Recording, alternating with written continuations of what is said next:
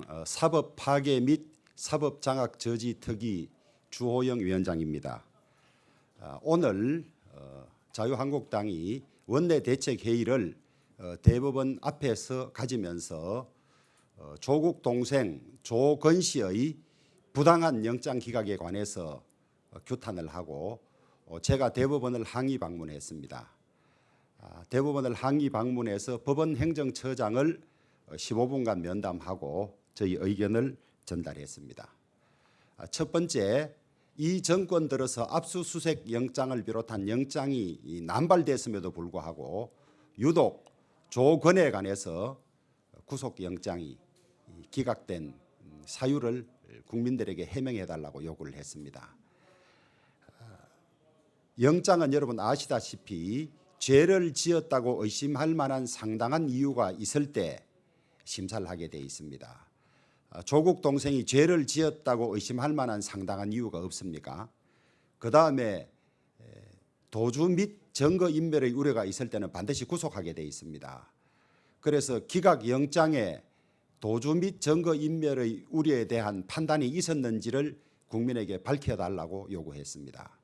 언론 보도에 의하면 현재 구속할 만한 상당성과 필요성을 인정하기 어렵다 이렇게 보도되어 있고 도주 및 증거인멸 우려에 관한 판단은 아직까지 보지를 못했습니다. 만약 그 구속영장 기각이 도주 및 증거인멸 우려에 대한 판단이 없다면 판사 스스로도 도주 및 증거인멸의 우려가 없다고 적시할 수 없었기 때문에 그렇게 한 걸로 보여집니다. 그렇다면 당연히 발부되어야 될 영장을 기각 이유도 제대로 밝히지 않은 채 기각한 그런 셈이 되겠습니다. 그래서 이 점에 대해서 명백히 요구를 했고요. 그다음에 서울중앙지법은 영장 전담 판사들 숫자가 많기 때문에 영장 발부 기각에 관해서 일형의 기준을 정하고 그 기준에 따라서 집행을 해오고 있습니다.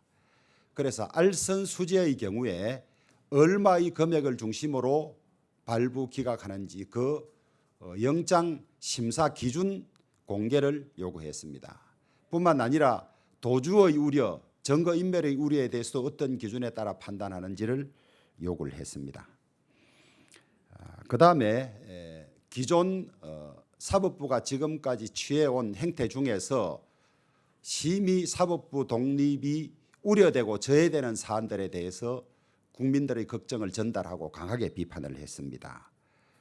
현직 법관이 바로 법무비서관으로 청와대의 직원이 되는 이런 문제, 김형년 전 부장판사는 사표 후 바로 갔습니다. 그 이후에도 법무비서관은 법원에 있다가 잠시 밖에 나갔던 사람이 갔습니다.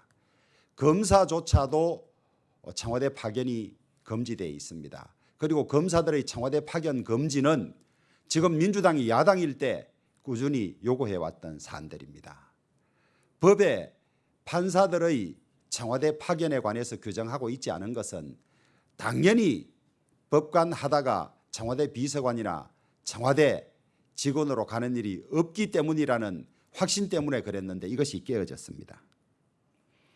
그다음에 대법원장께서 광주를 방문해서 전두환 전 대통령 관련 비석을 발로 밟고 지나갔습니다.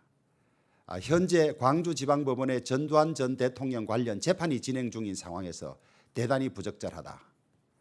그다음에 부마 항쟁 기념일에 대법원장이 참여하기로 결정한 걸로 알고 있습니다. 대법원장께서 국경일 이외에 정치적 의미가 포함된 행사에 한 번도 참여한 적이 없는 걸로 알고 있습니다. 여기에 관해서도 신중한 처신을 요구를 했습니다. 뿐만 아니라 대통령이 대법원을 방문해서 사법적폐 청산하라고 하신 말씀에 적극 호응해서 마치 대통령의 요구를 따르는 듯한 모습을 보인 것도 대단히 부적절했다고 강하게 비판을 했습니다. 그다음에 주요 보직에 우리법연구회 출신이나 국제인권법 연구회 출신들이 주요 보직을 장악해서 법원 내 하나의 이 편향된 서클을 형성해서 사법행정과 재판을 관여하는 점에서도 강하게 비판을 했습니다.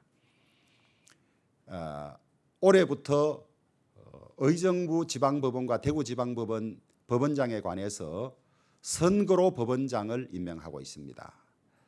선거로 법원장을 뽑는 것에 대한 우려와 문제점들도 강하게 전달을 했습니다. 그 다음에 이 정권 들어서 유례 없는 사법 파괴, 사법 장악 시도에 관해서 자유한국당이 사법백서를 발간해서 역사의 기록에 남기겠다고 이야기를 했습니다. 법무부 검찰 장악은 물론이니와 법원도 코드에 맞는 사람을 모두 넣어서 지금까지 건건히 쌓아온 법원의 신뢰, 사법부의 독립을 하루아침에 무너뜨리는 점에 관해서 기록으로 남겨서 두고 치욕의 역사를 기억하도록 하겠다는 이야기를 했습니다. 법원 행정처장은 주신 말씀을 명심하고 사법행정에 반영할 수 있도록 하겠다고 답변을 했습니다. 마치겠습니다.